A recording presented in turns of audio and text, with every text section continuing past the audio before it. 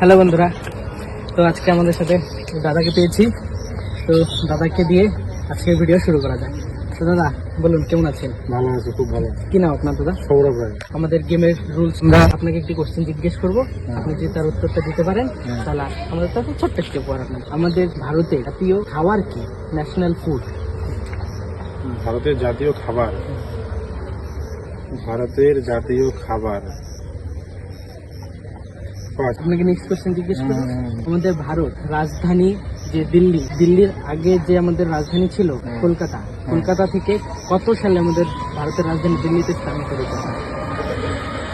কত সালে? এ তো ঐতিহাসিক ব্যাপার সব হয়ে গেল এগুলা, মানে ইতিহাস এগুলো তো মনে রাখা, মনে তো এগুলো তো রাখা হয় না। আপনি বলুন যে আমাদের ভারতের ন্যাশনাল বার্ড কি? জাতীয় পাখি ভারতের ময়ূর। Thank you. আমার ছেলের জন্য হয়ে যাবে এটা।